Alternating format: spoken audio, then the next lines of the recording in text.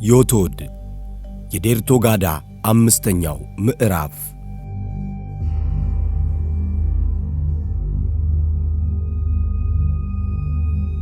ደራሲ ይስማዕከ ወርቁ፣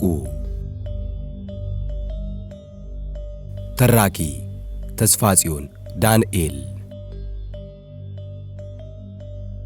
ክቡራትና ክቡራን አድማጮቻችን የዴርቶጋዳ ቀደምት 4 ክፍሎችን ማለትም ዴርቶጋዳ፣ ራማቶሃራ፣ ዣንቶዣራ እናም ዮራቶራድ ሙሉ ትረካ በቻናላችን ያገኛሉ። ከመጀመሪያው ክፍል ጀምሮ እንዲያደምጡት እየጋበዝን በቻናላችን በኢትዮጵያን የሰዓት ቀመር ዘወትር እሁድ ጠዋት፣ ሰኞ፣ ሮብ፣ ሐሙስና አርብ አመሻሽ የተለያዩ ተወዳጅ የመጽሐፍት ትረካዎችን ይዘንላችሁ ስለምንቀርብ ሰብስክራይብ አድርገው የደወል ምልክቷን በመጫን ቤተሰብ ይሁኑ።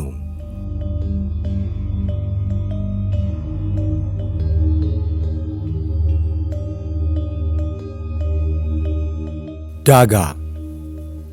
የበረሃውንና የበረዶን ስልጠና የወሰዱት ወጣቶች ወደ ዳጋ ተመልሰዋል።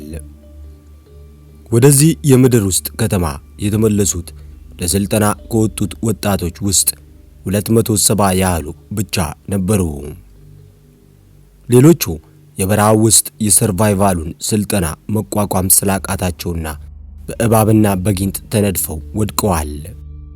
ቀብራቸውም እዚያው ማኅበረ ሥላሴ ገዳም የተፈጸመ ሲሆን በታላቁ ዳሽን ተራራ ላይ ስልጠና ሲወስዱ ከነበሩት ውስጥ ከተራራ ጫፍ በመከስከስ የሞቱት ደግሞ ጎርጎራ እንዲቀበሩ ተደርገዋል። በመቃብራቸው ላይም ዮቶድ የሚል ቃል ተቀርጾበታል። ከዚህ ሁሉ ተርፈው ለተመለሱት ደማቅ አቀባበል ቢደረግላቸውም የምረቃ ሥነ ሥርዓቱ ግን አሁንም ለጥቂት ቀናት እንዲዘገይ ተደርጓል። ይህም የሆነበት ምክንያት የሻጊስ ፊት በደንብ እስኪያገግም ድረስ ብቻም ሳይሆን ድርጅቱ በሌሎች ጉዳዮች ውጥረት ውስጥ ስለገባ ነው። ውጥረቱ የመጣውም ኮሎኔል ኩርቤል ከ2 ዓመታት በኋላ ወደ ደሴቱ አንዳንድ ወሬዎችን ይዞ በመመለሱ ነው።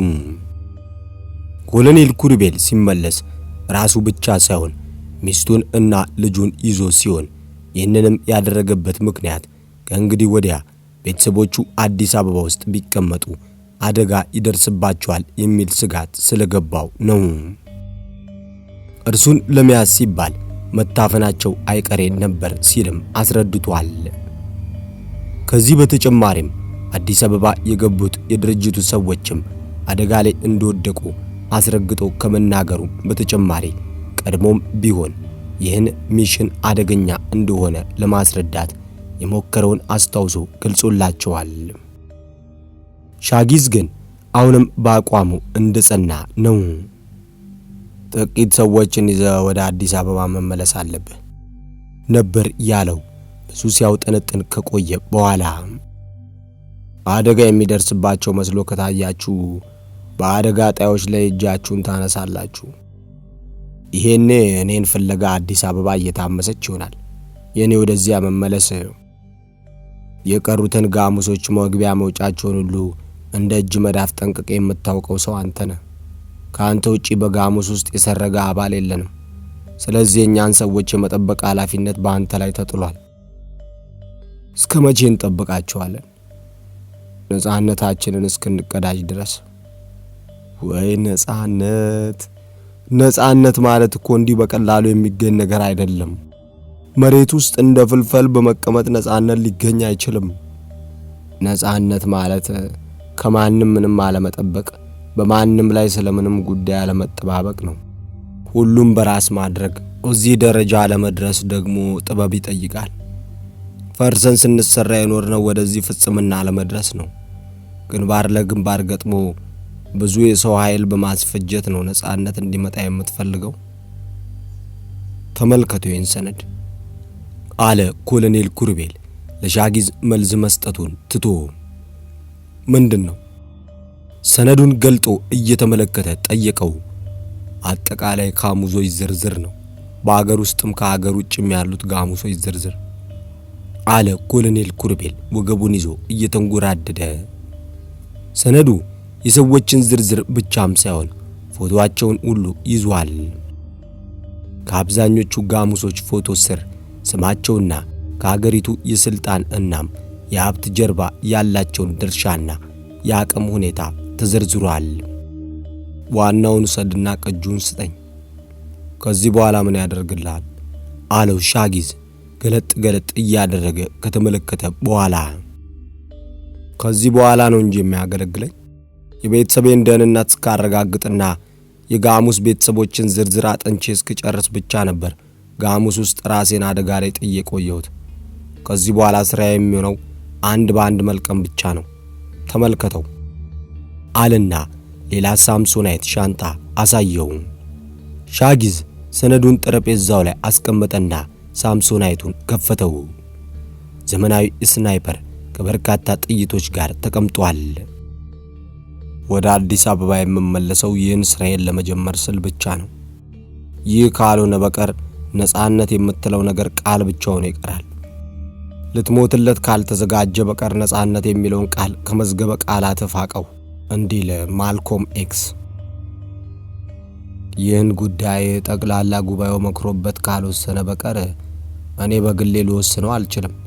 ጠቅላላ ጉባኤው ማለት ሚራጅ፣ ሲጳራ፣ ኪራኮስ እነዚህ ሁሉ በሌሉበት ጠቅላላ ጉባኤ ሊሟላ ይችላል? በውጭ ሀገር የሚገኙት ሃናን፣ ራፋኤልና አቤሜሌክ ሳይኖሩ እንዴት መልአተ ጉባኤ ይሟላል? ደግሞ በዚህ ምክንያት እስክንበላ እንጠብቅ ልትለኝ ነው?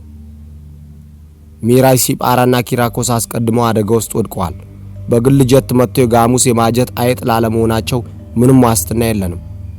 ጃጋ ቆስጠንጢኖስ ሁሉንም ይደርስበታል ሲሆን እስካሁን የሆነ ፍንጭ ላለማግኘቱ እርግጠኛ መሆን አይቻልም።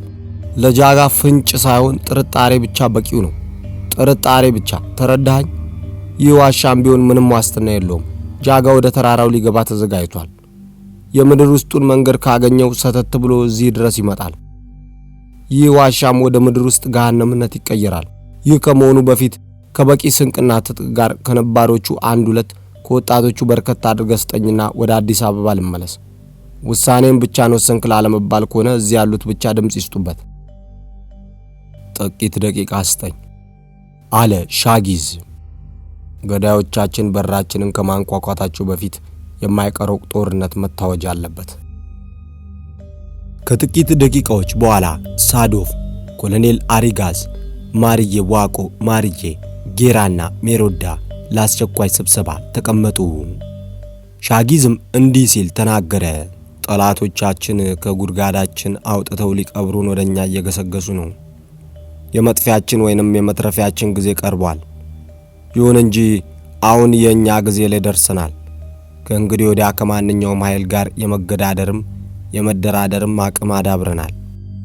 እንደሚታወቀው ታሪካዊ የኒውክሌር ኃይል ሳይቀር በእጃችን ገብቷል። ለየትኛውም የጦር አበጋዝ ይህ ምን ማለት እንደሆነ ይገባዋል። ከሁሉም በላይ የኢኮኖሚ ነጻነት ተቀዳጅተናል።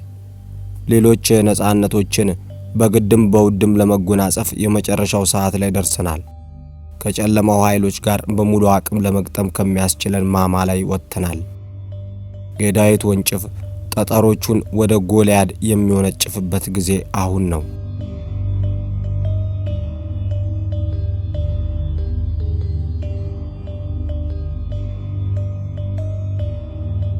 አዲስ አበባ።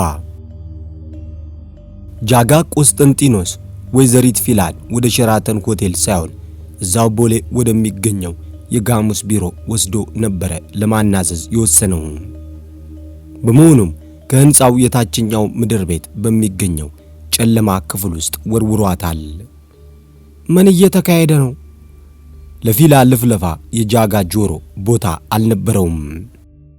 ባልደረቦቹ እንደሚመሰክሩለት ጃጋ ተጠራጠረ ማለት ወሰነ ማለት ነው። ከዓላማው ፈቀቅ የሚያደርገው አንዳችም ኃይል የለም። ከሰዓታት በፊት ያማለለው የፊላ ውበት አሁን ሊታየው አይችልም።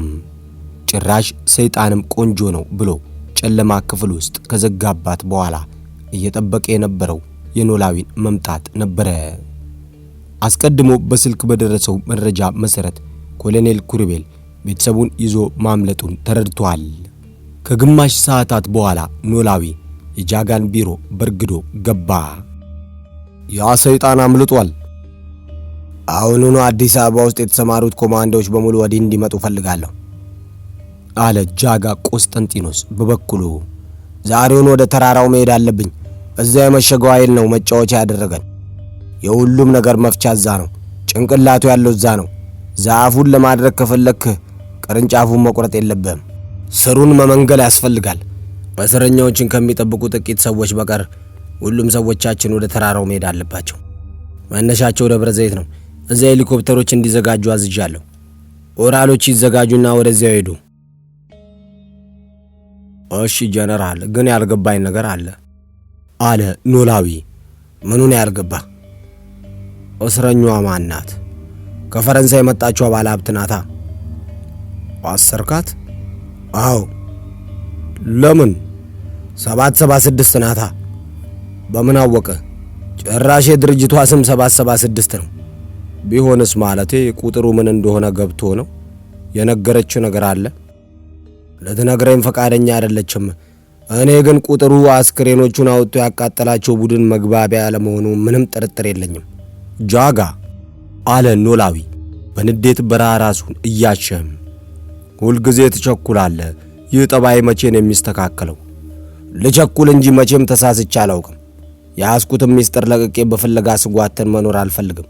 ጭራሽ ሌላ የሚይዘው ሰውም ስላለኝ ወደ ሸራተን ልሄድ ነው። እዛ ደግሞ ምን አገኘ? 776 ነዋ። እንዴት? ከኒውዮርክ የመጣው ባለሀብት የግል ጀቱ ወር ላይ በትልቁ 776 የሚል ቁጥር ተጽፎበታል። የቦይንግ ኩባንያ ለምርቶች የሚሰጠው ቁጥር ላለመሆኑ ምን ማረጋገጫ አለ? ወይዘሪት ፊላን ካሰርኩ በኋላ ለማጣራት ሞክሬያለሁ። እስካሁን ቦይንግ 776 የሚል ቁጥር ሰጥቶ እንደማያውቅ ነው የደረስኩበት። የመረጃ ምንጭ ስለ ቦይንግ ኩባንያ እውቀቱ ምን ያህል ነው? ይሳሳታል የሚል ግምት የለኝም። በርዛ ላይ እርሱ እንደነገረኝ ከሆነ ባለሀብቶች በግል አውሮፕላናቸው ገላ ላይ ከሚጽፏቸው ጽሑፎች ውስጥ የተለወጡ ቁጥሮች፣ የሚወዷቸው ቃላትና ስማቸው ይገኝበታል። ስለዚህ ዶክተር ዮቶርም ይህን ቁጥር ሲያጽፈው ዝም ብሎ ቁጥር ላጽፍ በሚል ሳይሆን ከቁጥሩ ጀርባ ያለውን ሚስጥር ለመግለጽ ነው። ከአንድ ከሆነ አካል ጋር ለመግባባት። ችኮላ አላማረኝም። እነዚህ ሰዎች ባለሀብቶችና በዓለም አቀፍ ደረጃ እውቅናን ያተረፉ ዝነኞች ናቸው። መታሰራቸው ቢሰማ ፖለቲካዊ ኪሳራ ሊያመጣ ይችላል። ዜናው ሲወጣ የታሰረው ብቻም ሳይሆን የአሳሪው ጭምር ነው። የደህንነቱና የፖሊስ ኃይሉ መስሪያ ቤት ጋር ሰጣ ገባ መግባታችንም የማይቀር ነው። ለዛም ነው ፊላን ፈጥኜ ከማንም ጋር ሳትገናኝ አሰርኳት። ከሰዎች ጋር ከተገናኘች በኋላ እዚህ መምጣቷ ይታወቃል። ከዛ በኋላ በአስራት መሰወሯ ብቻ ዜና ይሆናል ብዬ ነው። ዶክተር ዮቶርንም ፈጥነን ካልያዝነው በፍጥነት ከሰዎች ጋር መግባባቱ አይቀሬ ነው። በእርግጠኝነት ከነዚህ ሰዎች ጀርባ ከባድ ሚስጥር አለ። አሁን ሳስበው ታሪካቸው ሁሉ ተመሳሳይ ነው። በተለይ ሰሞኑን የመጡት ባለሀብቶች ዝናቸው የናኘው በቅርቡ ነው። የፊላና የዮቶር በተለይ በተመሳሳይ ጊዜ ነው ማለት ይቻላል። ቢሆንም በአንዴ እንዲመወሰን ከባድ ነው። ከባድ ስህተት ላይ እንዳንወድቅ እሰጋለሁ። ስማይ ኖላዊ፣ ዛሬ ማታ ወደ ተራራው መሄድ አለብን።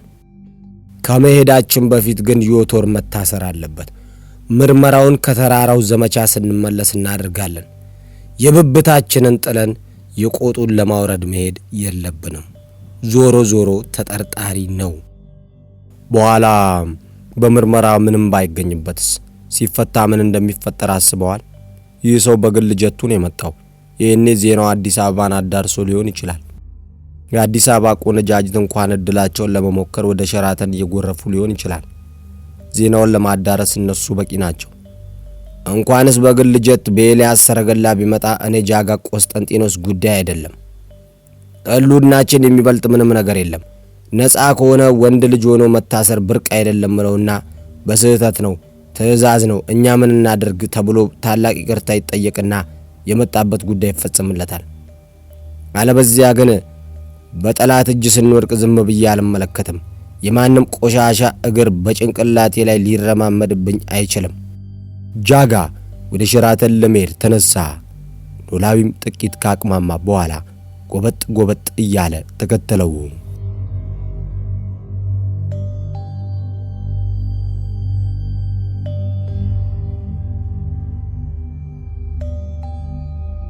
ዶክተር ዮቶር ሸራተን አዲስ ሆቴል ከገባ ጥቂት ሰዓታትን ብቻ ነበር ያሳለፈው። የመጀመሪያው ሰዓት ያለቀው ወደ ተያዘለት ቁጥር 400 ክፍል ገብቶ በመተጣጠብና ልብስ በመቀየር ነበር። ነጭ ቲሸርትና ሰማያዊ ጂንስ ከነጭ ስኒከር ጋር ካደረገ በኋላ የፀሐይ መነጽሩን አድርጎ ወደ መናፈሻው ወረደ። ከመዋኛ ገንዳው አጠገብ ባሉት ወንበሮች አንዱ ላይ ብቻውን ከተቀመጠ በኋላ ቡናውን አዞ የናፈቀውን ያገሩን አየር ይስብ ጀመረ። ከደቂቃዎች በኋላ ግን ወደ እርሱ የሚመጣ አንድ ጎልማሳ ተመለከተ። ሰውየው ወደ እርሱ ለመምጣት ፈራ ተባ ሲል ከቆየ በኋላ ነበር በፍጥነት እየተራመደ የቀረበው። የሚያውቀው መሰለው። እየቀረበ ሲመጣ ይህ ጎልማሳ ቲቶ የሚል የሚስጥር ስም የተሰጠውና ወደ ጣሊያን የተላከው ኪራኮስ ባኮስ እንደሆነ ለየው። ወደ እርሱ ከመድረሱ በፊት ነበር በደመ ነፍስ ከመቀመጫው የተነሳው።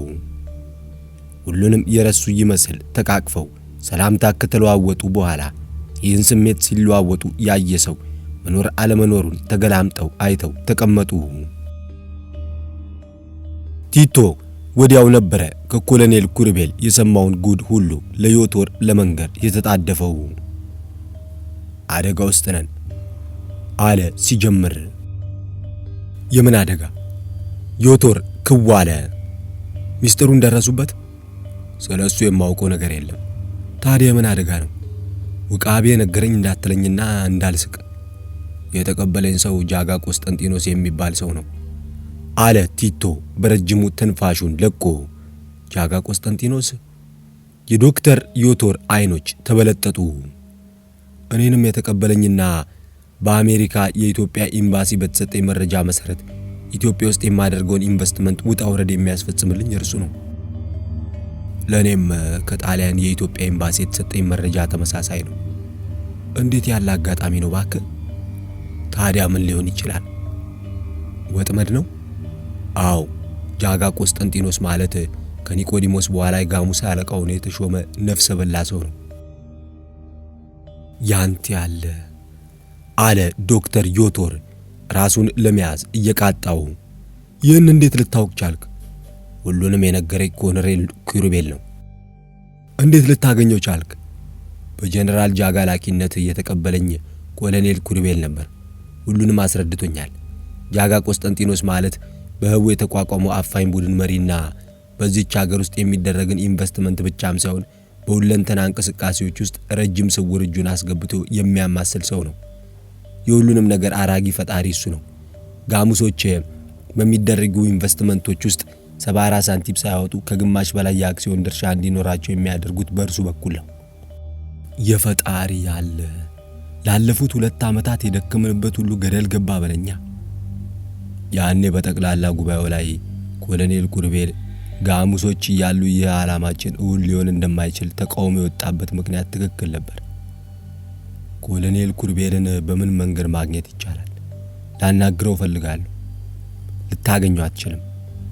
ለምን? በጭራሽ እንደማይመለስ ነግሮኝ ሄዷል። ወደ ጋሙስ ቢሮም ከእንግዲህ ወዲያ ድርሻ አይደለም ብሎኛል። ሰርጎ ገብ እንደሆነ ሳይደርሱበት አይቀሩም። የእርሱ ከኛ ጋር መታየትም አደጋ አለው። በእርግጠኝነት ሲጳራንም የሚቀበላት ራሱ ጃጋ ቆስጠንጢኖስ መሆን አለበት።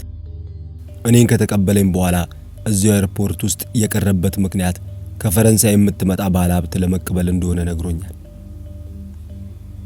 ሌላ ማን ሊሆን ይችላል? አትጠራጠር፣ ራሱ ነው። ሁሉንም ነገር የደረሱበት ይመስልሃል? ቢደርሱበት ኖሮ ኤርፖርት እንደተቀበሉን ዘብጥያ ያወርዱን ነበር። አይመስለኝም። እድላችን ተሟጧል ማለት አይቻልም። ተስፋ ማድረግ ይሻላል። በል እኔ ከዚህ ልሄድ። ጃጋ ከመጣ አብረን ሆነን ሲያየን መዘዝ ሊኖረው ይችላል። ልክ ነህ፣ ሂድ። ስንት ቁጥር ነው ያስከው? ሌሊት መጥቼ ወይ መተህ እናወራለን። የኔ ክፍል 343 ነው። ያንተስ? ቁጥር 400 ዋጋውን ሰምተሃል አይደል? ሰምቻለሁ። የአንድ መኪና ዋጋ ነው። ስንቱ የሚል ሰው አጥቶ ጎዳና ወድቆ በጠኔ የሚንጠራወዝበት ሀገር ውስጥ እኔ በ330 ሺህ ብር አልጋ ላይ ተኝቼ አላድርም። አልተኛበትም። ታዲያ ምን ልታደርግ ነው? ቲቶ ፈገግ አለ። ለጃጋ ይህንኑ ልትነግረው ነው? አብጃለሁ። ብርድ ልብሱን አውርጄ ወለሉ ላይ ተኛለሁ። ማስመሰሉ ግን ይቀጥላል። ይህን ብሎ ሳይጨርስ ጃጋ ከሩቅ ሲገባ ተመለከተው። አንድ ጎበጥ ያለ ራሰ በራ ሰው አስከትሏል። ሂድ ዶክተር ዮቶር አንሾካሾከ። ጃጋ እየመጣ ያለው ሰውዬ ነው። ጥቁር መነጽር ያደረገው አንድ አይናም ነው። ሂድ፣ ከዚህ በኋላ እኔ እናንተ አንተዋወቅም። ዮቶድ አለው ቲቶ ወዲያው እየተነሳ። ዮቶድ ዶክተር ዮቶር መለሰለት። ጃጋ ቆስጠንጢኖስ ዶክተር ዮቶር ክፍል ውስጥ እንደሌለ ከእንግዳ መቀበያ ክፍሉ ጠይቆ ሲያበቃ መናፈሻ ውስጥ መሆኑን ሲረዳ ነበረ ወደዚህ የመጣው። ዶክተር ዮቶርም ጃጋ ገና ወደ መናፈሻው ከመግባቱ የእጅ ምልክት ሰጥተውና ተነስቶ ጠበቀው። አብሮት የነበረውንም ስሙን አስተዋውቆት ሰላምታ ከተለዋወጡ በኋላ ቡና አዘው ወሬ ጀመሩ። ሀገር አማን ነው ሲል ነበረ ዶክተር ዮቶር ንግግሩን የከፈተው። ሁሉም ሰላም ነው አለ ጃጋ ቆስጠንጢኖስ ሲጋራውን ለኩሶ። ከአንዳንድ ጸረ ሰላም ኃይሎች በቀር ይህች ሀገር ምንም ችግር የለባትም። ዶክተር ዮቶር አፉን አቀበ። ሌላ ምን ይምጣላችሁ? የሚበላ ነገር? ወሬውን ለማስቀየር ሲል ጠየቃቸው። አያይ አለ ጃጋ፣ ብዙ ሥራ አለብን። ያው እንዳንተ ሀገራቸውን በቅንነት ለማልማት የሚመጡ ብዙ እንግዶች አሉብን። ፈቃድ ከሆነ እንዲያውም እዚህ ሆቴል ውስጥ ከምትቆይ አንድ ጥሩ ቤት አግኝተንልሃል። እዚህ በምትቆይበት ጊዜ ማረፊያ ከመሆኑም በላይ ጥሩ ንብረትም ነው። ሄደን ብናየው ምን ይመስልሃል? ብዙ ድካም ያለብህ አትመስልም። ኧረ እንዲያውም ምንም የድካም ስሜት የለብኝም አለ ዮቶር አስተናጋጅ ጠርቶ ሂሳብ እየከፈለ። መሄድ እንችላለን። ምንም ጊዜ መባከን የለበትም። በጸጥታ ወደ መኪና ማቆሚያው ከተጓዙ በኋላ ወደ ጃጋ ቆስጠንጢኖስ ጥቁር መኪና ገቡ። ከውጭ የነበሩትና ዶክተር ዮቶርን ይዘውት የመጡት የጋሙስ ሰዎች ደግሞ ቀደም ብሎ ተዘጋጅተው ወደ ተላከላቸው መኪና ገብተው የነጃጋን መኪና ተከትለው ወደ አብዮት አደባባይ ከወረዱ በኋላ የቦሌን ጎዳና ተያያዙት። የሥራ ሰዓት መውጫ ስለደረሰ ይሆናል መንገዱ ተጨናንቆ ነበረ። እንደተለመደው ይህ ጎዳና የሚወጠረው የሀገሪቷ መሪዎች ከኤርፖርት ሲወጡና ሲገቡ፣ የሌላ ሀገር መሪዎች አዲስ አበባ ሲመጡ፣ የአፍሪካ ህብረት ጉባኤ ሲኖር ሲሆን፣ ሌላው ግን እንዳሁኑ የሥራ ሰዓት መግቢያና መውጫ ሰዓት ሲደርስ ነው። በግምት ከአንድ ሰዓት ጉዞ በኋላ የጃጋ ጥቁር ኮብራ መኪና ቦሌ ከሚገኘው ጋሙስ ዋና መስሪያ ቤት ግቢ ገብቶ ቆመ።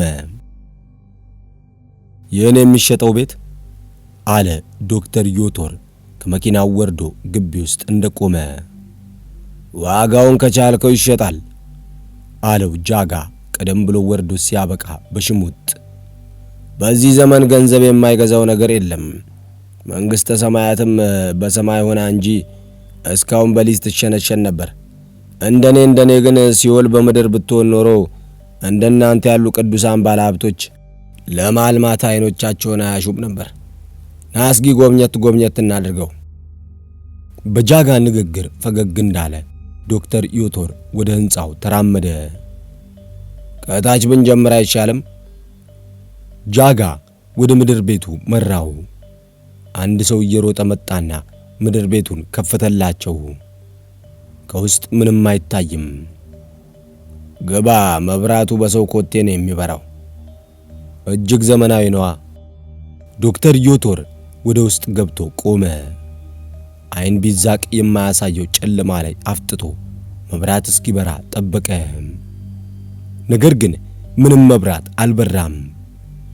ይባሱን ከኋላው ወፍራሙ የብረት በር ሲከረቸም ተሰማው።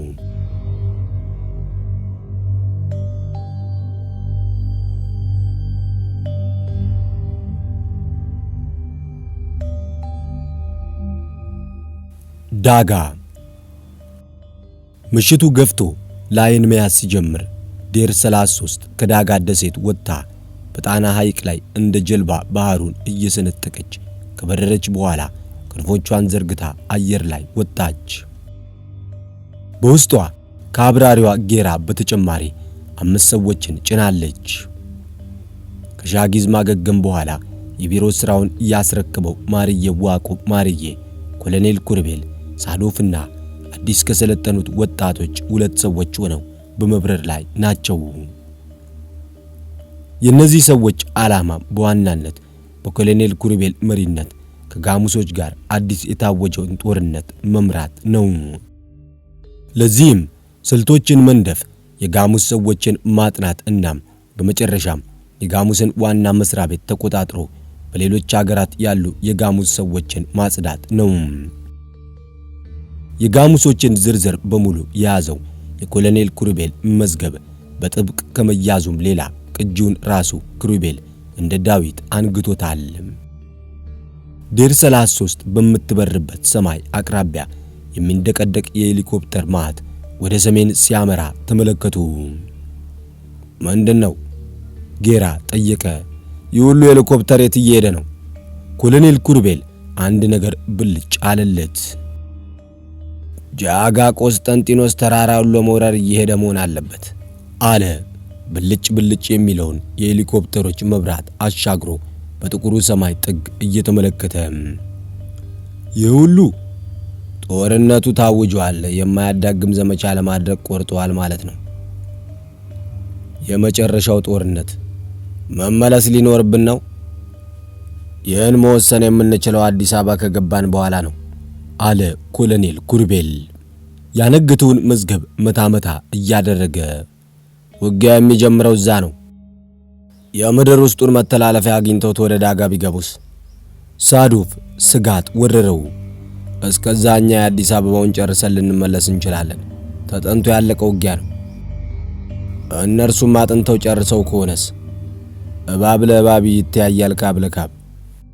መመለስ አለብን አለ ጌራ በረራውን አሁንም ወደፊት እንደቀጠለ። የምድር ውስጥ ከተማ ወደ ገሃነምነት ከመለወጡ በፊት መመለስ አለብን። አይሆንም። የምድር ውስጥ መተላለፊያውን እስኪያገኙት አዲስ አበባ ውስጥ የምንሰራው ስራ አለ ኮሎኔል ኩርቤል። እንዲያውም በጋሙስ መስሪያ ቤት ውስጥ እስረኞችን ለመጠበቅ የሚቀሩት ጥቂት ኮማንዶች ብቻ ይሆናሉ። ጥሩ አጋጣሚ ነው።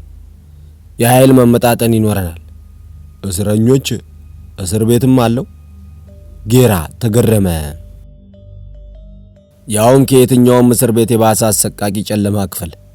በልዩ ኮንክሪት የተሰራው ጨለማ ክፍል ቅዝቃዜው ነፍስን ከስጋ ይለያል። እዛ ከገባ ሳትጠየቅ መለፍለፍ ትጀምራለህ። ምን ያህል እስረኞች ይኖራሉ? ምን አይነት እስረኞች ናቸው? ወደ 200 ይጠጋሉ አለ ኩርቤል ጨለማ ክፍሉን እያስታወሰ። ሁሉንም ዘመዶቻቸው የት እንደገቡ አያውቁም። ሞተዋል ተብሎ መርዶ ከወጣላቸው ቆዩ ናቸው። ለጋሙስ የኢኮኖሚ ወረራ አስጊ ይሆናሉ የተባሉ እስረኞች፣ በዛ ላይ ብዙዎቹ ባለሀብቶችና ምሁራን። ሁላቸውም በየራሳቸው አእምሮ ውስጥ ሰጠሙ። ዴር 33 ግን ጥቁሩን ሰማይ እየሰነጠቀች ወደ አዲስ አበባ መክነፏን ቀጠለች።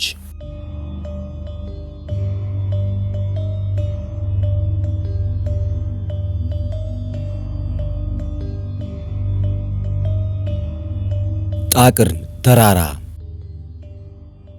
ከአዲስ ዘመን ሰሜናዊ ምስራቅ በመሶበ ወርቅ ቅርጽ በተኮፈሰው ተራራ ላይ የሚንደቀደቁ ሄሊኮፕተሮች የደረሱት ምሽቱ ላይን እይታ ከነሳ በኋላ ነበረ።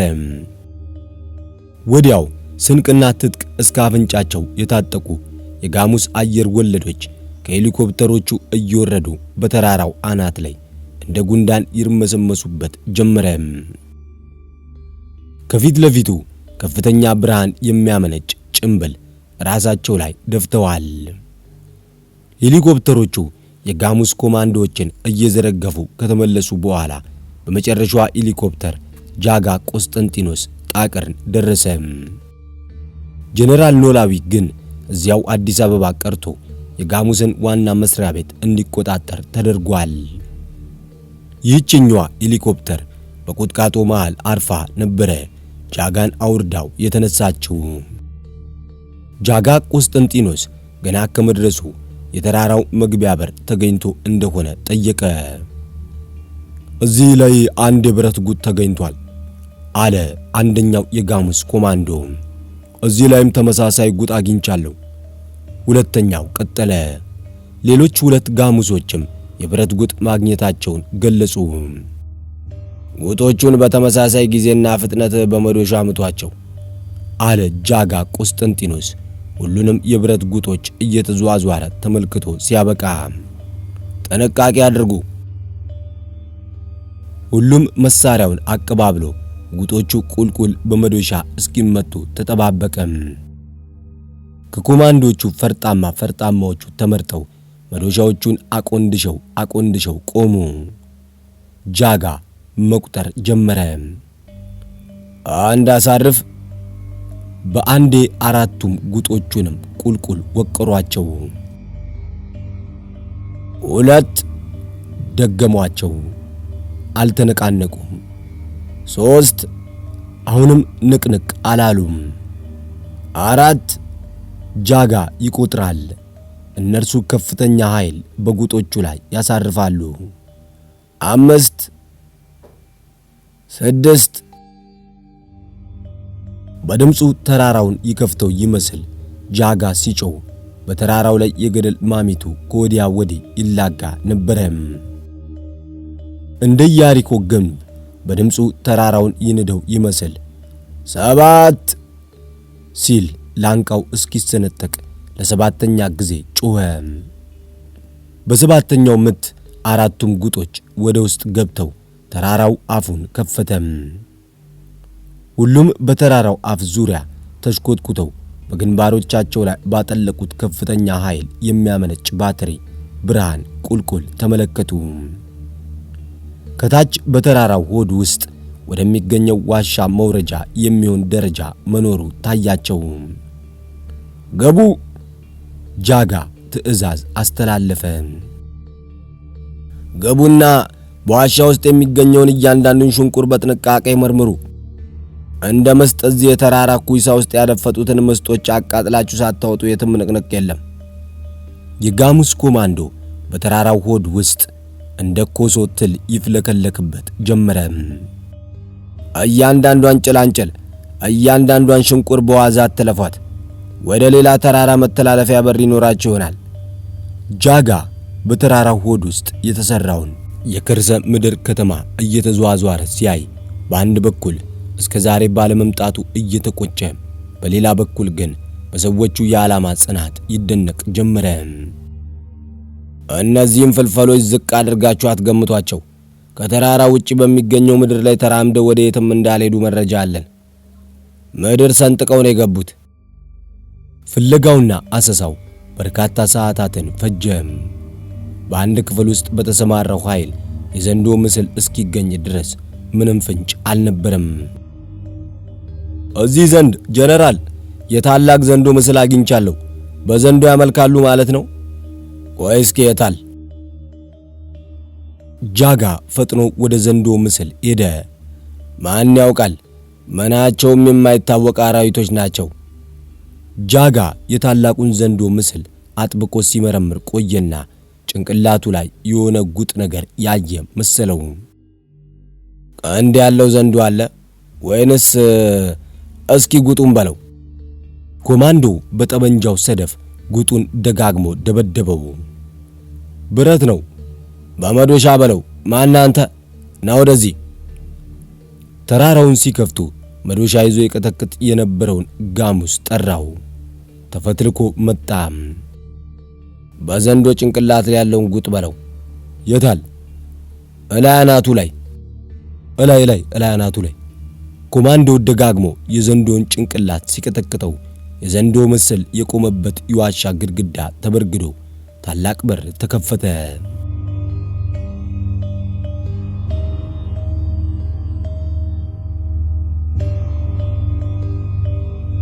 አዲስ አበባ።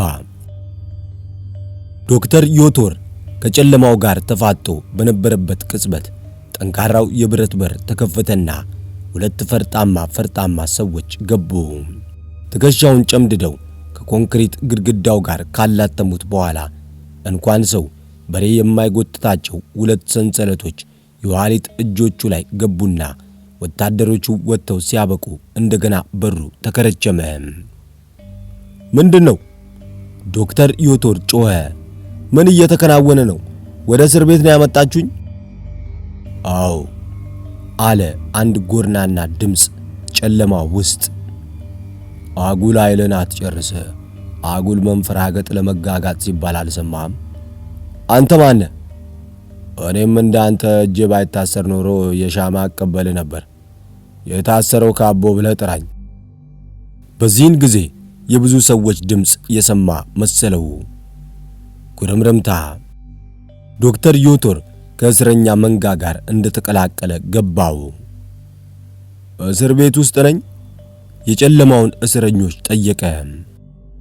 የሴት ድምጽ ምላሽ ሰጠው። አዎ እስር ቤት ውስጥ ነህ ሚራ፣ የኔ ፍቅር። ሁሉም ነገር አልቆለታል። መጨረሻችን በጋሙስ እጅ መውደቅ ሆኗል። አይሆንም፣ ሚራዥ ጮኸ። ድምጿን በቅጽበት ነበረ የለየው። አንቺንም እዚያ መጡሽ? ፊላ፣ አንተ ከመምጣት ከሰዓታት በፊት። ፍቅረኞች ናችሁ? የቅድሙ ጎርናና ድምጽ በጨለማ ውስጥ አግተመተመ። ለራት መብራት ሲበራ ትተያያላችሁ። የኤሌክትሪክ ወንበሮች ላይ አስቀምጠው ነፍሳችሁን ሳያስቷችሁ በፊት በአይኖቻችሁ ብቻ መታየት እድል ይኖራችኋል። ሴትና ወንዶችን ቀላቅለው ነው ያሰሯችሁ? ሚራዥ ጎርናናውን ድምጽ ጠየቀው። እንደ HIV ዘር፣ ቀለም፣ ጾታና ሃይማኖት አይለዩም። በዚሁ ቅጽበት ኃይለኛ ብርሃን ቤቱን አጥለቀለቀው። ሁሉም በጨለማ ውስጥ ተሰፍተው የቆዩት አይኖቻቸው ብርሃኑን መመልከት አቅቷቸው ለጥቂት ደቂቃዎች ተዘጉ። ዶክተር ዮቶር ቀስ በቀስ አይኖቹን ገልጦ ያለበትን ቦታ ለመመልከት ሞከረ። በሰፊው የጨለማ ክፍል ውስጥ አያሌ ሰዎች በጠንካራ ሰንሰለቶች ታስረው እንደርሱ ቆመዋል። ሰንሰለቶቹ በኮንክሪት ከተሰራው ግድግዳ ጋር አብሮ ከታነጸ ጠንካራ ብረት ጋር ተቆልፈዋል። በቅርብ የገቡትንና የቆዩትን እስረኞች ለመለየት አላዳገተውም። የቆዩት እስረኞች ልብሶቻቸው ከላያቸው ላይ አልቀዋል። ቆዳቸው በግርፋት ለዘር የታረሰ እርሻ መስሏል። የደረቀ የደም ምርጊት ያባበጡ አይኖቻቸው ላይ ተጋግሯል። አዲስ በተገረፉት ላይ ትኩስ የደም እዥ ይወርዳል። ያመለጣቸው ሰገራ ጨለማ ቤቱን ወደ ሽንት ቤትነት ቀይሮታል። ዶክተር ዮቶር ከነዚህ መሃል ነበር ፊላን በአይኑ መፈለግ የጀመረው። በወዲያኛው የኮንክሪቱ ጫፍ ከርሱ በተቃራኒ ጠንካራው ሰንሰለት እጆቿ ላይ ገብቶ ቆማለች። የእርሷም አይኖች እርሱን በመፈለግ ላይ ነበሩ። ሚራ የሁለቱም አይኖች ውሃ ቋጠሩ። ራት አለ አንደኛው ጋሙስ ደረቅ ዳቦና ውሃ ይዘው ከገቡት መካከል። የማይፈልግ ካለ ራሱን በመወዝወዝ ብቻ አልፈልግም ማለት ይችላል። ማንም ግማታም አፉን እንዲከፍትብኝ አልፈልግም። አንደኛው ደረቁን ዳቦ ሲያጎርስ፣ ሁለተኛው ፍንጃል በመታል ኩባያ ውሃ አፍ ላይ ይገለብጥና ወደሚቀጥለው ያልፋል።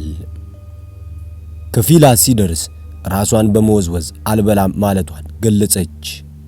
በትዕዛዙ መሰረት ልክ ስትገቢ ትበያለሽ አላትና አጉረጥርጦባት አለፈ።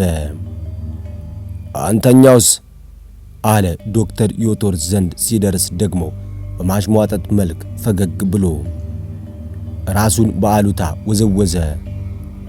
እዚያ ያሉት ሁሉ በመጀመሪያው ቀን እንዲሄዱ ነበር።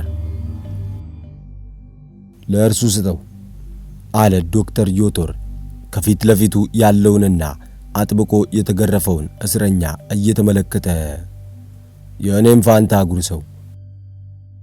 የጠገበው መጣ። ማን ነው አዛዥ ያደረገ ባክህ? አንድ ወፍራም ጥፊ አልሶት አለፈ።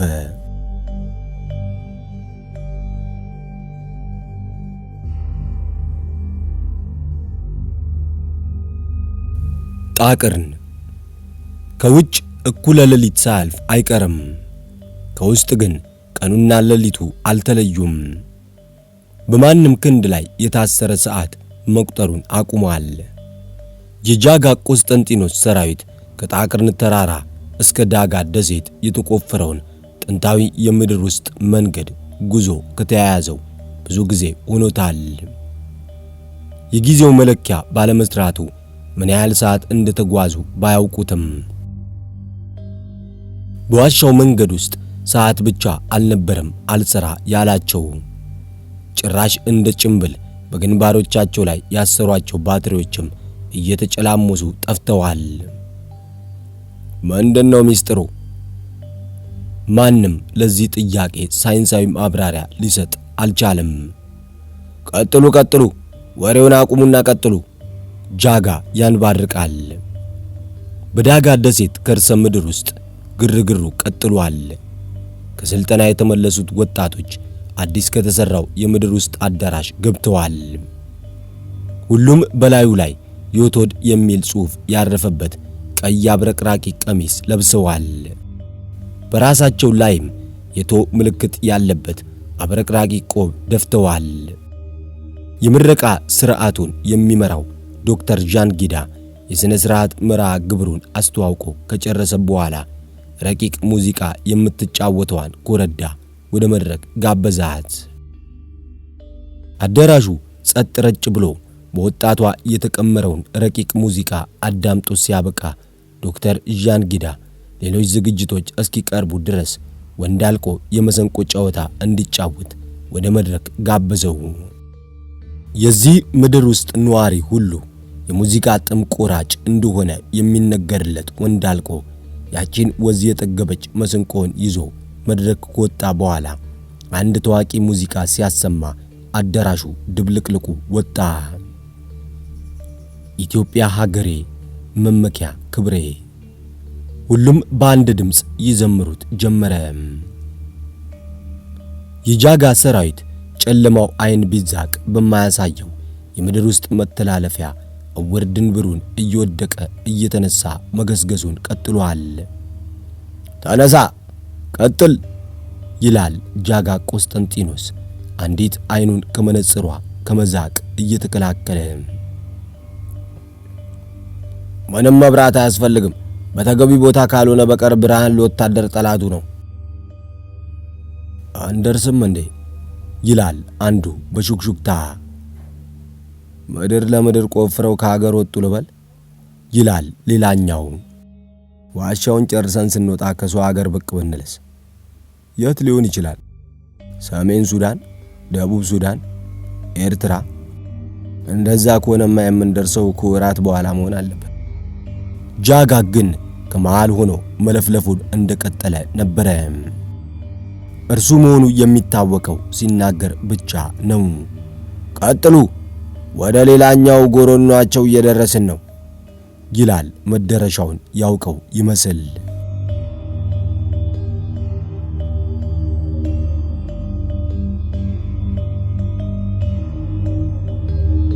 አዲስ አበባ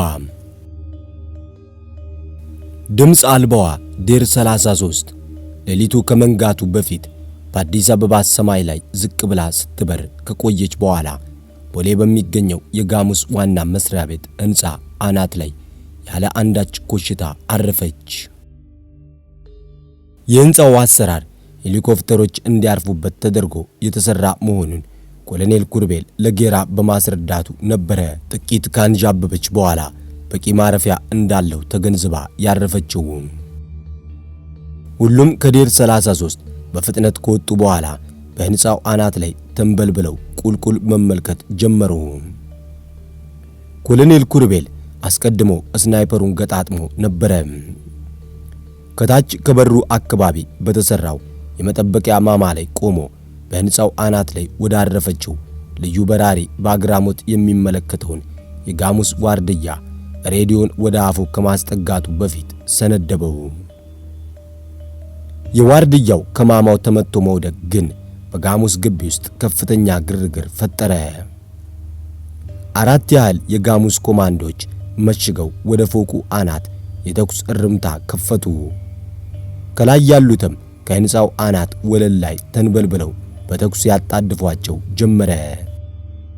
በግምት ለግማሽ ሰዓት ያህል የቀጠለው የተኩስ ልውውጥ ጋብ እያለ ሲመጣ ኮሎኔል ኩርቤል ከህንጻው ጀርባ ወዳለው መውጫ መውረጃ በደረቱ እየተሳበ ሄደና ቁልቁል ተመለከተ።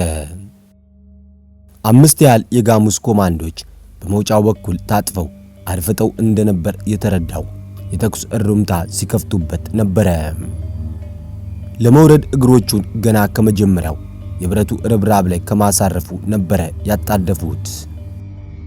ተከታታይ የጥይት አረር እግሩ ላይ ሲያርፍ የህንጻውን የመውጫ መሰላል የመጨረሻ ብረት ባይዝ ኖሮ ከመፈጥፈጥ አያመልጥም ነበረ።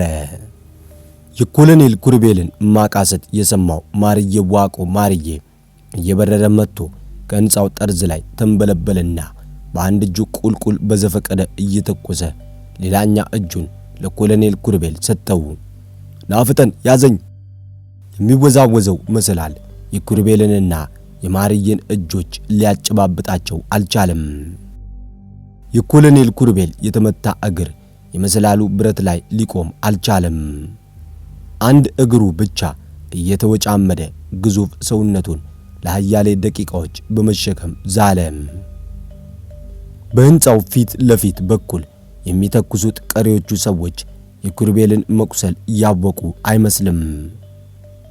የመሰላሉ ጅዋጅዌ ለኢላማ አላመች ብሎና የማርዬ የዘፈቀደ ተኩስ ከታች ያሉትን ጋሙሶች አስቸግሯቸው እንጂ እስካሁን የኮሎኔል ኩርቤል አካል ሁሉ በጥይት ከመበሳሳት ባላመለጠም ነበረ። ኮሎኔል ኩርቤል በመሰላሉ ላይ ካነገተው ስናይፐር ጋር ጅዋጅዌ እየተጫወተ ቆየና እንደምንም ብሎ የማርዬን ክንድ ለመያዝ በቃ። ማርዬ ዋቆ ማርዬ በህንጻው አናት ወለል ላይ ተንበልብሎ ከታች ያለውን ተኩስ ለማስታገስ ያህል በዘፈቀደ የሚያንጣጣውን መሳሪያ አስቀመጠና በሁለቱም እጆቹ ኮሎኔል ኩርቤልን ስቦ ወደ ኋላው ወረወረው። ኮሎኔል ኩርቤል በህንጻው አናት ወለል ላይ አቃስቶ ተዘረጋ። በዚህ ጊዜ ነበረ ጌራ በወዲያኛው የህንጻው ጫፍ ቁልቁል ሲተኩስ የነበረውን አቋርጦ እየሮጠ የመጣው። እሰርለት አለ ማርዬ ዋቆ ማርዬ መሳሪያውን አንስቶ በመሰላሉ በኩል ቁልቁል እንደተንበለበለ እየተኮሰ። ቶሎ በል ብዙ ደም እንዳይፈሰው። ጌራ እንደገና እየሮጠ ሄዶ ከዴር 33 መጠቅለያ አመጣና በኮሎኔል ኩርቤል በጥይት የተበሳሳ እግር ላይ አልኮል ካፈሰሰበት በኋላ ግጥም አድርጎ አሰረለት። ጥይቱ ካለ በኋላ ይወጣል፣ አይዞ ግድ የለም አለ ኮሎኔል ኩርቤል በአልኮሉ የደረሰበትን ቃጠሎ ህመም ጥርሱን ነክሶ እየቻለ። እኔ ከህንጻው መውረድ አልችልም፣ እግሬ መውጫ መውረጃውን አይረግጥልኝም። እናንተ ከቻላችሁ እንችላለን። ምንድነው ንገረኝ። ከህንጻው በታች በተሰራው የምድር ቤት ውስጥ ለዓመታት በግፍ የታሰሩ እስረኞች ጨለማ ክፍል ውስጥ ተዘግቶባቸው ይኖራሉ። ጥቁሩን የብረት በር ከፍታችሁ ገብታችሁ በእጆቻቸው ላይ የታሰሩትን ሰንሰለቶች ፈታችሁ ልቀቋቸው። በመጨረሻ ግን የማትረሱት አንድ ነገር አለ። ምንድነው ንገረኝ። ሌላ ቦታም ተመታል እንዴ? ራክንዴ ላይ ተመትቻለሁ፣ ግን አጥንቴን ያገኘኝ አልመሰለኝም። ራሴ አስሯለሁ። ይልቅስ በመጨረሻ የማትረሱትን ነገር ልንገር። ንገረኝ። ምንድነው? በግቢ ውስጥ ያሉትን ጋሙሶች ከደመሰሳችሁ በኋላ ወደ ህንጻው የመጨረሻ ደርብ ሂዱና በሩን ሰብራችሁም ቢሆን ግቡ። እዛ ምናልባት ጃጋ ወደ ተራራው ሄዶ ከሆነ ኖላዊ የተባለን ሰው በምትኩ ወንበሩ ላይ አስቀምጦት ይሆናል። እንዳትገድሉት አድርጋችሁ አቁስሉትና አንቃችሁ አምጡልኝ። እያየሁት ሲሞት ማየት ፈልጋለሁ። ይሄኔ እንደ በረሮ ቢሮ ውስጥ ተወጥፎ የወረደበትን ዱብዳ ምንነት እየገመተ ይሆናል። ሂዱ፣ ውረዱ፣ እኔ ከላይ ሆኜ እከተላችኋለሁ አለና ኮሎኔል ኩርቤል የቆሰለ እጁን አስሮ ስናይፐሩን ቁልቁል ወደረ። ማርዬ ዋቆ ማርዬ ቀድሞ በመሰላሉ መውረድ ጀምሮ ነበረ። ጌራ ተከተለው። በወዲያኛው የሕንጻው ክፍል ሳዶፍ ሁለቱን አዲስ ስልጡን ወጣቶች ይዞ በመፋለም ላይ እያለ አንደኛው ክፉኛ ተመቶ ሲወድቅ ተመለከተው። ሳዶፍ በደረቱ እየተሳበ ተመቶ ወደ ወደቀው ወጣት ሲደርስ ተሰውቶ ነበረ። ጌራና ማርዬ ዋቆ ማርዬ ከሕንጻው ወርደው መሬት እንደነኩ እንደ እባብ በደረታቸው እየተሳቡ በሕንጻው በስተግራ ታጠፉና ከታች ሆነው ወደ ሕንጻው ጫፍ ጥይት እንደ ቆሎ የሚዘሩትን ጋሙዞች አንድ ባንድ ይለቅሙ ጀመረ። ቀስ በቀስ ተኩሱ ከላይም ከታችም እየቀነሰ ሲመጣ ማርዬ ሲል ጌራ ተጣራ። ተከተለኝ። የት ነው? ዝም ብለህ ተከተለኝ፣ ለማስረዳት ጊዜ የለኝም። ጌራ አጎንብሶ በጥቁር በር ወደ ተዘጋው ምድር ቤት ሲፈተለክ ማርዬ ዋቆ ማርዬ ሽፋን እየሰጠ ተከተለው። አንድ የጋሙስ ወታደር በሩ አካባቢ ተመቶ ወድቆ ነበረ። ጠባቂው ይሆናል ብሎ በመገመቱ ኪሱን ሲበረብረው ረጅም የዛገ መክፈቻ እንደ መስቀል አንገቱ ላይ ታስሮ አገኘ። ላጥ አድርጎ ከአንገቱ ላይ ወሰደውና በጥቁሩ በር ቀዳዳ ከተተና አሽከረከረው። ግምቱ ትክክል ነበረ። በሩ ሲበረገድ በውስጥ እጆቻቸውን በሰንሰለት ታስረው እንደ ከብት ከግድግዳ ጋር የተቆራኙት እስረኞች ቁልጭ ቁልጭ እያሉ ነበረ። ሁለት የጋሙስ መለዮ የለበሱ ወታደሮች እጃቸውን ወደ ላይ እንደ ጭራሮ አንጨፍርረው ተንበርክከው ነበረ። እጅ ሰጥተናል ሲሉ ጮሁ። ከፊት ለፊታቸው የዳቦ ቅርጫትና የውሃ ጀሪካን ከኩባያ ጋር ተቀምጠዋል። እኛ መጋቢዎች ነን፣ ተነሱና ፍቷቸው ሲል ጌራ መሳሪያውን አቀባብሎ አዘዛቸው። ሁሉንም አንድም ሳይቀር። ጌራ የሚል ድምፅ ሰማ ከወዲያኛው ጫፍ። አሸንፈናል፣ አሸንፈናል።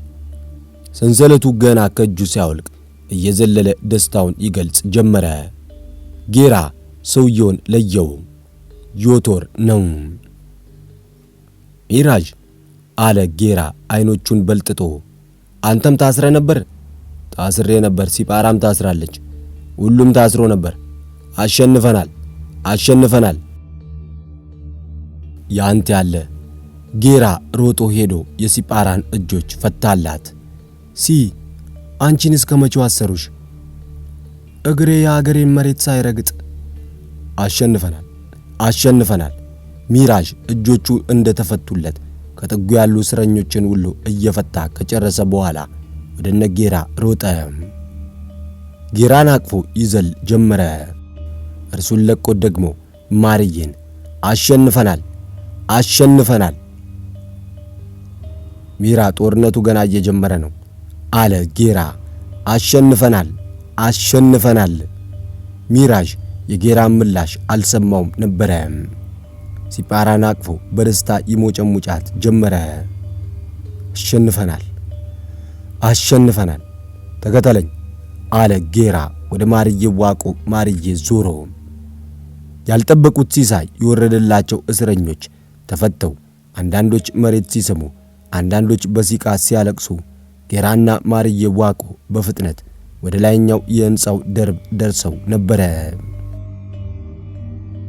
በሩን በርግደው መሳሪያቸውን እንደወደሩ ሲገቡ ጄኔራል ኖራዊ የራሱን ጥይት ጠጥቶ በጃጋት ጠረጴዛ ላይ ደሙ እየተንዠቀዠቀ ነበረ።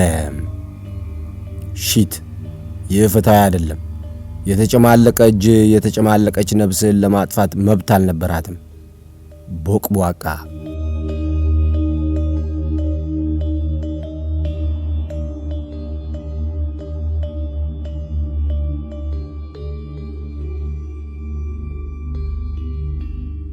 ዳጋ ዶክተር ዣንጊዳ ከወንዳልቆ የመሰንቆ ጨዋታ በኋላ በድጋሚ ወደ መድረክ ወጣና ከዚህ በመቀጠል የምረቃ ስነ ስርዓቱ መዝጊያ ንግግር የሚያደርግልን ከማለቱ ይህ ሰው ማን እንደሆነ ስለሚታወቅ አዳራሹ በጭብጨባ ይናወጥ ጀመረ። ዶክተር ኢንጂነር ሳይንቲስት ሻጊዝን በአክብሮት ወደ መድረክ ጋብዛለሁ። ኢንጂነር ሻጊዝ ወደ መድረክ ከወጣ በኋላ እጅ እየነሳ ጭብጨባውና ፉጨቱ እስኪያባራ ተጠባበቀ። ከውጭ እየነጋ ነበረ። የጃጋ ቆስጠንጢኖስ ሰራዊት ግን ጨለማ በወረሰው የምድር ውስጥ መንገድ እየተዳፋ አሁንም በመጓዝ ላይ ነው። ከአያሌ ኪሎ ሜትሮች ጉዞ በኋላ መንገዱ አልቋል ሲል ከፊት ለፊት ያለ አንድ ጋሙስ ጮክ ብሎ ተናገረ። ጃጋ ቆስጠንጢኖስ ሁሉንም እያለፈ ሄድና የወታደሩን ወሬ ለማረጋገጥ ተጣደፈ።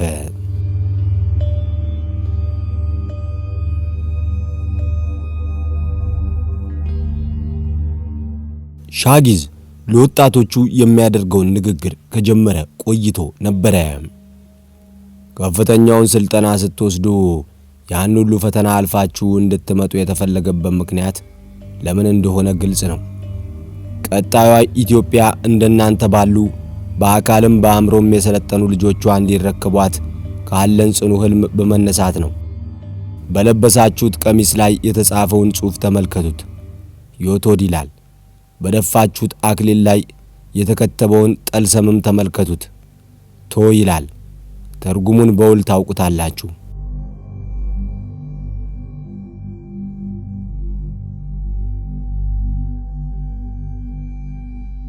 ጃጋ ቆስጠንጢኖስ እየተጣደፈ ወደፊት ገሰገሰና የምድር ውስጡ መንገድ መጨረሻ የተባለውን በር ተመለከተው። ጠንካራ የብረት በር ሆኖ ቶ የሚል ጠልሰም በብረት ተቀርጾበታል። ልክ ነው አለ ጃጋ ቆስጠንጢኖስ። ደርሰናል። ከነዛ ፍልፈሎች ጎረኖ ደርሰናል። ሁላችሁም በተጠንቀቅ ቁሙ። በሩን ለመክፈት ስልቶችን ይነደፍ ጀመረ። ሻጊዝ ንግግሩን እንደቀጠለ ነው። ንግግሩን አማርኛና ግዕዝ ቋንቋ እየቀላቀለ የፊደላቱን ትርጉም ጠለቅ አድርጎ ይነግራቸው ይዟል። ሁሉም ግዕዝ ስለሚችሉ የፊደላቱን ትርጉም በግዕዝ ቢናገር በቀላሉ ሊግባቡ እንደሚችሉ በማመኑ ነው። ዮ ዮድ፣ ቶ ቶስ፣ ድ ድልው ከሚሉት ኃይለ ቃላት የተወሰዱት የለበሳችኋቸው ፊደላት የጥንት አባቶቻችን የፊደላቱ ሚስጥራዊ ቁጥር 776 መሆኑን ቀምረው ደርሰውበታል። በዚህም መሰረት ዮቶድ ማለት የፈጣሪ ቀኝ እጅ ማለት ነው። የለበሳችሁት ቀሚስ እንደሚነግራችሁ እያንዳንዳችሁ የፈጣሪ ቀኝ እጆች ናችሁ። በአክሊላችሁ ላይ የተጻፈው ቶ ጠልሰምም ከአእምሮ የበራለት ሰው ምልክት ነው። አእምሮ የበራለት ሰው የትኛውም ጨለማ አይገድበውም። የትኛውም ችግር ብቻውን ከመቆም አያግደውም። ከእንግዲህ ወዲህ በዚህ ዋሻ ውስጥ አትቀመጡም። በእናት ሀገራችን ምድር ላይ እንደ ዘር ተበትናችሁ አእምሮ ያልበራለትን ሁሉ ታበራላችሁ። የኢትዮጵያ ቀኝ እጆች እናንተ ናችሁ። አዳራሹ በጭብጨባ ተናጋ። ጃጋ ቆስጠንጢኖስ የተዘጋውን ታላቅ በር ለመክፈት ሲታገል ከቆየ በኋላ አንድ ሐሳብ መጣለትና ካጠገቡ ካለው ወታደር ወገብ አንድ የእጅ ቦምብ መጀረጠና ወታደሮቹ ወደ ኋላ እንዲያፈገፍጉ አዘዘ። ሻጊዝ ቀጥሏል። ከእንግዲህ የኢትዮጵያ ቀኝ እጆች እናንተ ናችሁ፣ የእናት ሀገር ክንዶች። በእርግጥ ቁጥራችሁ ጥቂት ነው፣ ግን ኢትዮጵያን ለመለወጥ ከበቂ በላይ ናችሁ። ሁልጊዜም ምርጥ ነገር ጥቂት ነው፣ ትበቃላችሁ። ክርስቶስ ለደቀ መዝሙርነት የመረጣቸው ሰዎች 12 ብቻ መሆናቸውን መዘንጋት የለባችሁ። የትኛውንም ግዙፍ መጽሐፍ የሞሉት ቃላት ከጥቂት ፊደሎች የተበጁ ናቸው። የትኛውም ውስብስብ የሂሳብ ቀመር የሚፈለሰፈው በጥቂት መሰረታዊ ቁጥሮች ብቻ ነው። በጥበብ ከተጓዛችሁ ጥቂት ብትሆኑም እልፍ ናችሁ። የትኛውም ግዙፍ ነገር የተገነባው በአይን ከማይታዩ ረቂቅ አተሞች ነው። አንድ የምለውን እየተከታተላችሁ በሉ አለና ሻጊዝ እጁን ወደ ተመራቂዎቹ ዘረጋ። ዮድ እደዊ ከገብራኒ ወለሃኳኒ ትርጉሙን አስቀድመው ስለሚያውቁት በከፍተኛ ድምፅ ተቀበሉት። ትወስህ መንፈስከ ላዕለ ሕዝብከ። ድምፃቸው ናረ። ድልው እነ በሁሉ ነገር።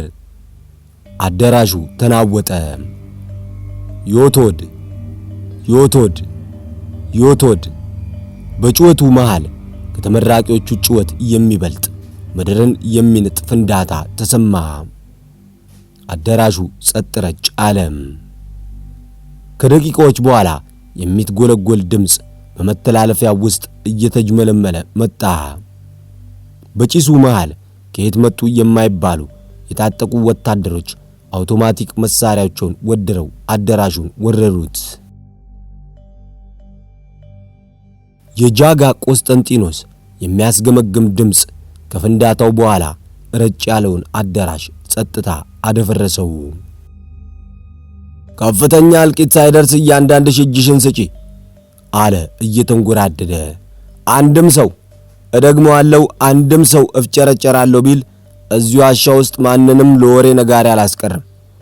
ሁሉም ከመታጨዱ በፊት እጃችሁን ስጡ። በእናንተ መድረኩ ላይ ያለው ናውረድ። እናንተ እነማን ናችሁ? ሻጊዝ ማን እንደሆነ ቢገባውም ትንሽ ጊዜ ለመሸመት ሲል ጠየቀ። ኮሎኔል ኩርቤል የነገረው ሁሉ አንድ በአንድ ትዝ አለው። ተራራውን ሰብረው መግባታቸው ገባው። ጆሮው ላይ በሰካው ሆኪ ቶኪ አንሾካሾከ። ሻጊዝ እነማንን ታውቃለህ? ናውረድ ዝም ብለህ። እጃችንን ለማን እየሰጠን እንደሆነ ለማወቅ ያህል ነው። ሻጊዝ ከመድረኩ እየወረደ ጠየቀው። ለማንስ ቢሆን ካስፈለገም ለጃጋ ቆስጠንጢኖስ እጃችሁን እየሰጣችሁ ነው። አቶ ጃጋ። አቶ አትበለኝ፣ ጀነራል ነኝ። እሺ ጀነራል ጃጋ፣ በዚህ ዋሻ ውስጥ ብዙ ተቀጣጣይ ነገሮች አሉ። ተኩስ ቢከፈት በቀላሉ ሊያያዙ ይችላሉ እኮ አለ ጃጋ ቆስጠንጢኖስ። እጃችሁን ስጧ። ያልኩት አልገባዎትም? ተቀጣጣዮቹ ነገሮች ከዚህ ከርሰ ምድር ውስጥ አንድም የሰው ዘር እንዳይተርፍ ያደርጋሉ። ያኔ እናንተም ከኛ ጋር አለቃችሁ ማለት ነው። ያ ማለት ደግሞ ሻጊዝ ከመድረኩ ወርዶ በአዳራሹ ግድግዳ በኩል እየታከከ የሚያልፍ መሰለና የአዳራሹ መብራት ማብሪያ ማጥፊያ ተጭኖት በፍጥነት መሬት ላይ ተንበለበለ።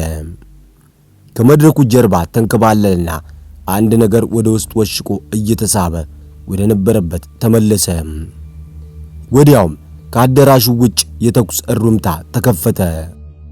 ኮሎኔል አሊጋዝ ከጥንቱ ዋሻ ወደዚህ ወደ አዲሱ አዳራሽ የሚያስመጣው መተላለፊያ እነ ሜሮዳንና በዋሻ ውስጥ የቀሩትን አንጋፋ ሰዎች ይዞ ማዘጋቱን ለሻጊዝ ጆሮ ላይ በሰካት ወኪቶኪ ነግሮት ነበረ። በነገረው መሰረት መብራቱን መልሶ አበራውና መልሶ መሬት ላይ ተንበለበለ። በዚሁ ቅጽበት አዲሶቹ ወጣቶች እንደ ነብር እየተወረወሩ ከጃጋ ሰዎች ጋር ይተናነቁ ጀመረ። አንዳንዶቹ መሳሪያ ከነጠቁ በኋላ ጥግ ይዘው መተጋተግ ያዙ። ከአዳራሹ ምሰሶች በቀር ምሽግ አልነበረም። ጃጋ ቆስጠንጢኖስ አንደኛውን ምሰሶ ተገን አድርጎ ከፊቱ ያገኘውን ሁሉ በሩምታ ተኩስ እየረፈረፈ ወደ ሻጊዝ ገሰገሰ።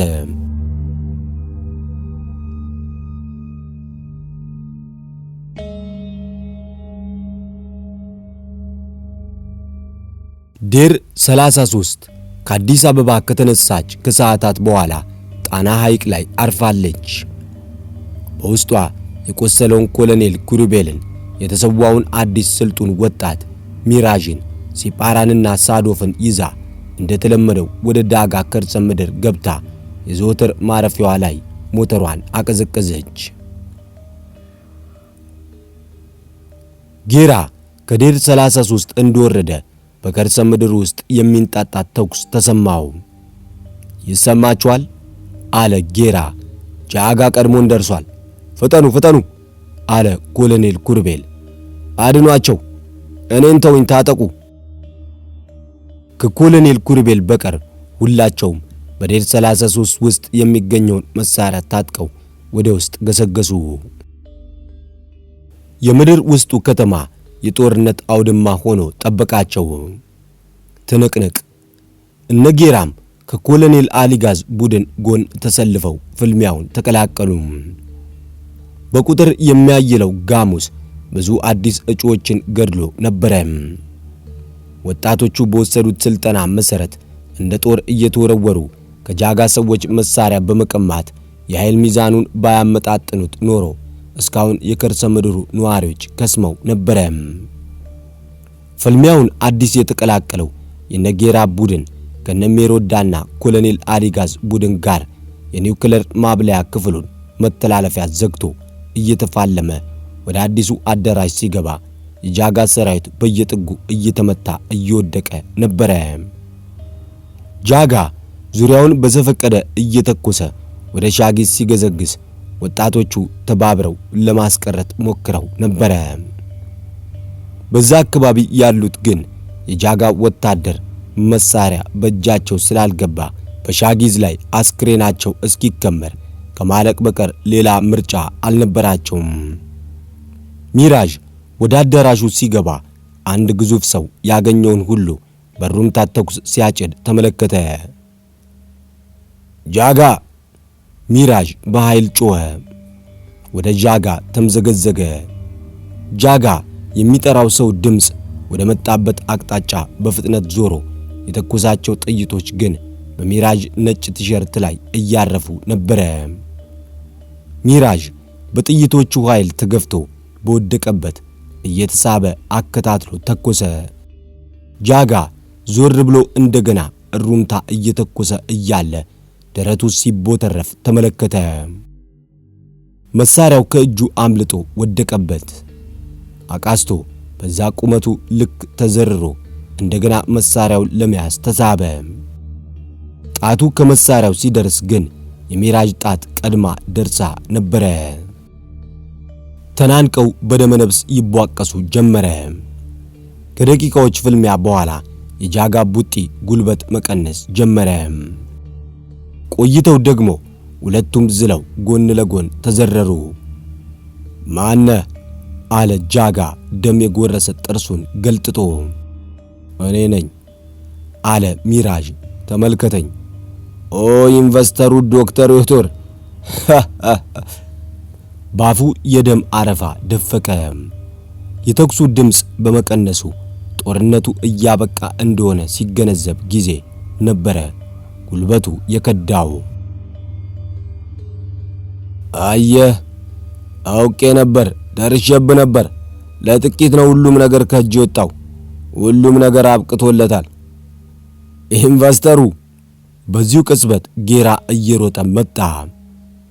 ተረፍክ? ተርፋል? ደህና ነኝ ጌራ። ቢሊየነር መሆኔን ዘነጋው። የለበስኩት ቲሸርት ጥይት ይከላከላል።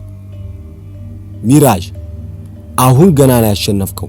ጉምቱ የጨለማ ኃይል በእጅ ወድቋል አለ ጌራ የሚያጣጥረው ጃጋን በወደቀበት እየተመለከተ። የጋሙስ አለቃ ወድቋል፣ ቀሪዎችም ይለቀማሉ። ሚራዥ ጃጋን የጎንዮሽ በወደቀበት እየተመለከተ ቶሎ እንድትሞት አልፈልግም። ጣርህን ሳል ሊሆን ይችላል። ገሃነም ግባ። ጃጋ የደም አረፋ እየደፈቀ ሚራዥ ላይ ሊተፋበት ሞከረ። ዛሬውኑ አዲስ አበባ ገባለሁ። ሀገሬን ለማበልጸግ ያንተ ደላላነት አያስፈልገኝም። ሁሉም ነገር በያዝነው ዕቅድ መሰረት ይቀጥላል። ያቆሸሻችኋት ሀገራችንን ለማንጻት ብዙ ሥራ ይጠብቀናል። ገደል ግባ። 776 ምንድን ነው? የጋንግስተር ቡድን መጠሪያ ነው። የፈጣሪ ቀኝ እጅ ማለት ነው። ጋንግስተሩ እዚህ ወድቋል። መሰሎችን በዓለም ዙሪያ የሚለቅሙ እጆች መግባቢያ ነው። ብዙ ናቸው። ደግሞም እነርሱን ሁሉ ለማወቅ ያስፈልጋለሁ። እኛም በስተናል። በሁሉም ቦታ አለን፣ በውጭም በውስጥም ሁሉንም አውቀናቸዋል። የኩሩቤል መዝገብ ተደራጅቶ ተጠናቋል። በጥቂት ቀናት ውስጥ ሁሉም ማንቁርታቸው ይያዛል። የቀበራቿት ኢትዮጵያ ትነሳለች። በስባሳ ሀገር ነች። ችጋራም ሀገር አይደለችም። አንተ ነበርክ ችጋሯ። ችጋሯ ከፊቴ ወድቋል። ከዚህ በላይ ቅርሻትን እዛው ገሃነም ውስጥ በጓዶች ላይ ትፋው። ሚራዥ የጃጋን ማንቁርት ፈጥርቆ ያዘው። ኑ ተመልከቱ፣ የጨለማው ኃይል አጋፋሪ ወድቋል። ፍልሚያውን የጨረሱት ሁሉ በጃጋ አስክሬን ዙሪያ ከበቡ። የጎልያድን ግዝበት በጃጋ በድል ላይ ተመለከቱት። ሻጊዝ በደም የተለወሰ ካባውን ጥሎ ወደ መድረኩ ጀርባ ሄደ። ሕፃኑ ዮቶርን ከተባራሪ ጥይት ለመጠበቅ ሲል በዚያ ደብቆት ነበረ። ከተወሸቀበት መድረክ ስር ሲያወጣው ጉንጩ በእንባ ዳክሮ ነበረ። እንባውን ካበሰለት በኋላ ተሰብስበው የጃጋን አስክሬን እንደ ጉድ ወደሚያዩት ሄደ። ሚራዥ፣ ሲጳራ፣ ሻጊዝ ተጣራ።